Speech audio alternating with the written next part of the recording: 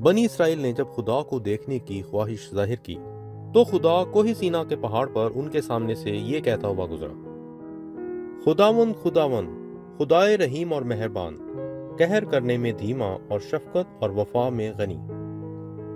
شفقت اور وفا میں غنی کے لیے عبرانی میں جو الفاظ استعمال کیا گیا ہے وہ ہے خیسد۔ اس الفاظ کا کسی بھی زبان میں درست ترجمہ کرنا مشکل ہے، کیونکہ خیسد ایسی محبت ہے جو لازوال ہو اور جس کے ساتھ عمر بھر کے لیے کامل وفاداری اور دیانتداری کا وعدہ بھی ہو۔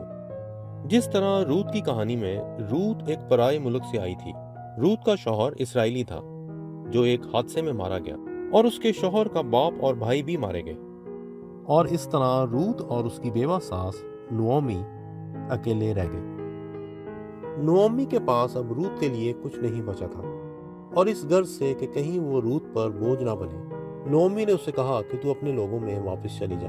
مگر روت نے فیصلہ کیا کہ وہ نعومی کے ساتھ رہے گی اور اس کے بڑھاپے میں اس کا خیال رکھے گی۔ شرعی اور معاشرتی لحاظ سے روت پر اب اس کی ساس کی ذمہ داری نہیں رہی، اور وہ خود غرض ہو کے اپنے لوگوں میں واپس جا کر اپنی نئی زندگی شروع کر سکتی تھی۔ اس واقعے میں جس طرح کی محبت ہمیں نظر آتی ہے اسے خیسد کہا جا سکتا ہے۔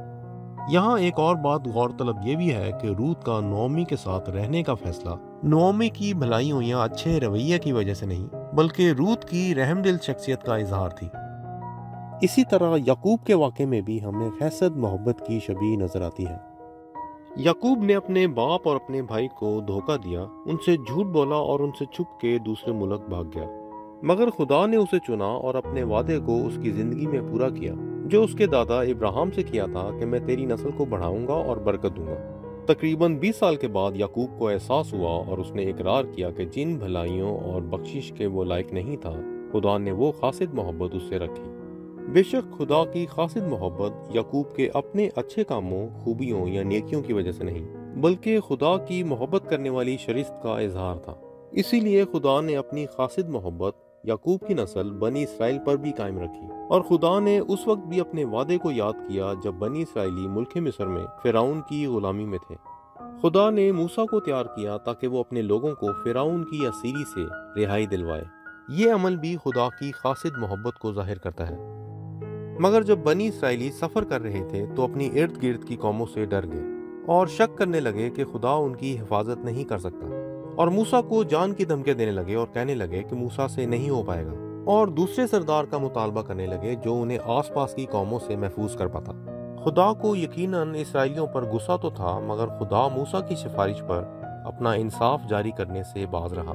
موسیٰ نے وہاں خدا کو اس کا وعدہ یاد دلایا کہ تو اپنی رحمت کی فراوانی سے بنی اسرائیل کے گناہ معاف فرما۔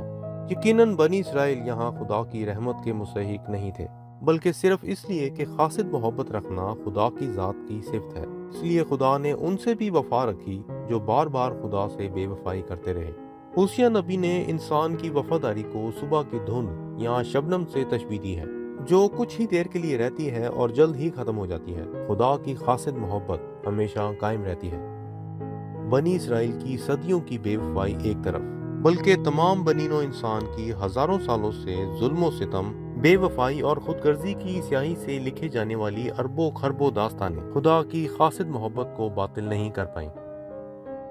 بائبل مقدس میں خدا کی کامل محبت کا بار بار یقین دلایا گیا ہے۔ کامل محبت کا وہ لیول یا وہ مقام ہے جو محبت کی انتہا ہو، یعنی کامل محبت سے زیادہ محبت یا بڑی محبت ممکن ہی نہیں ہو سکتی۔ کامل محبت کے بارے ایک اور پہلو بھی سمجھنا بہت ضروری ہے کہ کامل محبت وقت کے ساتھ ساتھ کم یا زیادہ نہیں ہوتی۔ خدا کی محبت کی ایک خصوصیت یہ بھی ہے کہ خدا کی محبت لازوال بھی ہے، جس کے ساتھ کوئی شرط نہیں، یعنی انکنڈیشنل لو۔ ایوب کی کتاب کے بارے مسیحوں میں عام خیال یہ پایا جاتا ہے کہ ایوب اپنی آزمائش میں پورا اترا، اس لیے خدا نے اسے دگنی برکات سے نوازا، مگر یہ خیال درست نہیں۔ جب ایوب آزمایا گیا تو شروع میں تو اس نے یقیناً حوصلے اور برداشت کا مظاہرہ کیا، مگر وقت کے ساتھ ساتھ اس کی ہمت ٹوٹتی نظر آتی ہے۔ ایوب نے اپنی پیدائش کے دن پر لعنت بھیجی اور 9ویں باب میں کہا کہ خدا ناانصاف ہے، کیونکہ وہ نیک اور بد دونوں کو ایک ہی طرح مار دیتا ہے، کیونکہ خدا کے سامنے ان دونوں میں کوئی فرق نہیں۔ خدا بے گناہ کو آزمائش میں دیکھ کر خوش ہوتا ہے، اور یہ بھی کہا کہ خدا نے یہ زمین شریروں کے سپرد کر دی ہے تاکہ وہ اپنی بدی میں خوشی مناتے رہیں۔ مگر راس باز کو خوشی دیکھنے کو نصیب نہیں ہوتی۔ ان آیات سے واضح ہے کہ ایوب نے اپنی مایوسی کی حالت میں خدا کو ہر اچھائی اور برائی کا قصوروار ٹھہرایا۔ سوال یہ پیدا ہوتا ہے کہ اگر ایوب اپنی آزمائش پر پورا نہ اتر پایا تو پھر خدا نے کیوں اسے دگنی برکات سے نوازا؟ بے شک ایوب کی اچھائی یا کاملیت کی وجہ سے نہیں، بلکہ خدا کی اپنی کامل محبت کی وجہ سے، جو خدا کی ذات کی خصوصیت ہے۔ ایوب سمیت ہر انسان نے خدا کے حضور گناہ کیا ہے، مگر خدا اپنی لازوال محبت ظاہر کرنے سے باز نہیں رہا۔